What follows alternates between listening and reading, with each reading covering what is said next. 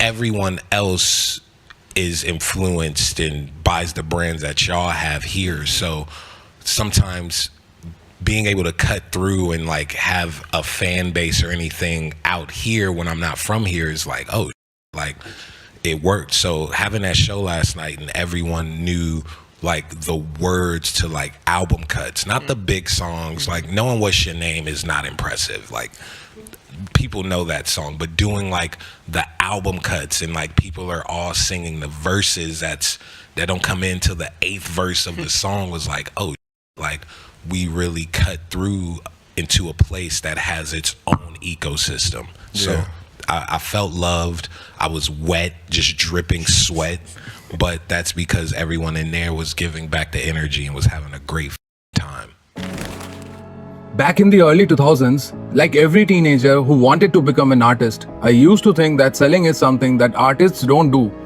Maybe you felt that too. I thought that if my music was good enough, people would eventually listen to it. If it was valuable enough, the right people will automatically appear. Honestly, that's what made me not do much back then. I was spending weeks producing tracks, hours tweaking guitar tones, learning editing for my music videos, watching tutorials on music production, and videos on promoting new releases. Then I'd upload it.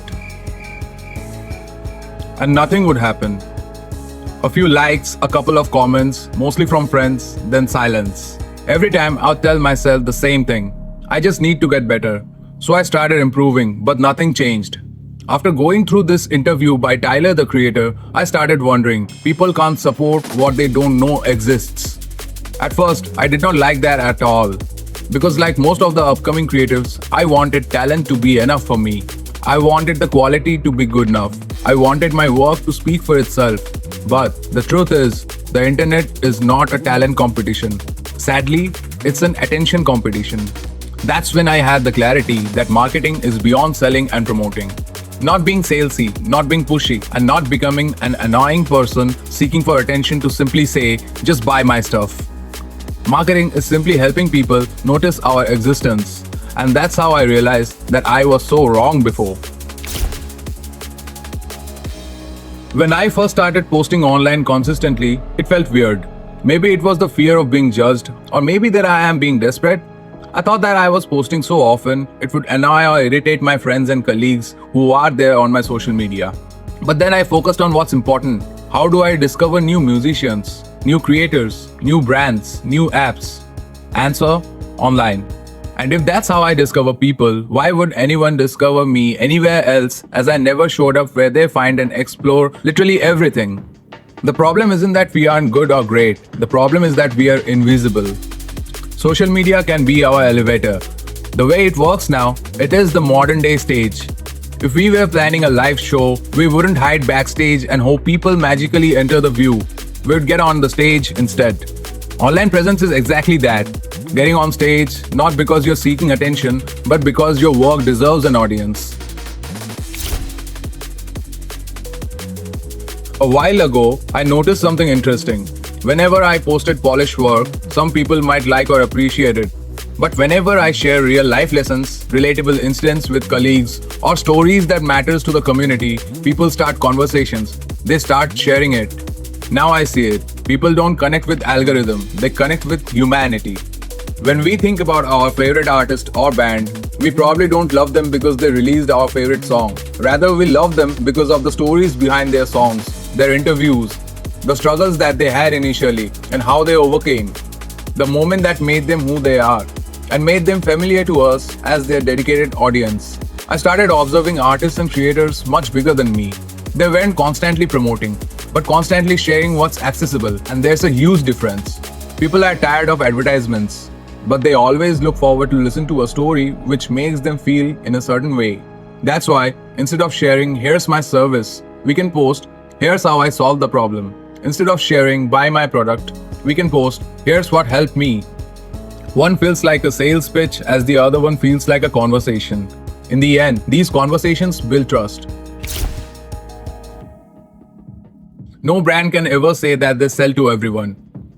If we think that Coca-Cola is out there selling out to every demographics over the world, we are totally wrong.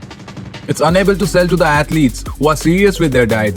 not to the ones who cut out on sugar for health. Neither is Coca-Cola an option for the ones that are diabetic on a serious level. Not everyone is supposed to connect with your art, and that's not a failure. That's how art actually works. Every artist has a specific frequency, and only certain people can tune into it, not all. I remember a conversation with a senior member of my previous band who also worked in the marketing department professionally. He told me something I didn't understand at that time. He said, if you try to speak to everyone, you end up connecting with none. That stayed with me because I was trying to make music, content, and ideas that could fit everyone. But art doesn't work that way. Artists don't succeed by being universal. They succeed only by being specific. Every artist belongs somewhere, a genre, a mood, a culture, or a mindset. A digital space is where people already exist, waiting for something that feels familiar to them. The mistake that we make is trying to create something without understanding where it actually belongs. When we find our space, things start to click. We are no longer forcing attention. Instead, we are entering a conversation that already exists. This is where we start to think about it with a different mindset.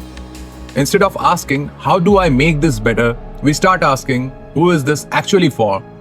And that change in our question has the power to help us create music that connects with our people. Because suddenly, we aren't guessing anymore. I started seeing patterns. The people who stayed, who engaged, and who actually cared. They weren't random. They were a part of a community I had not identified earlier.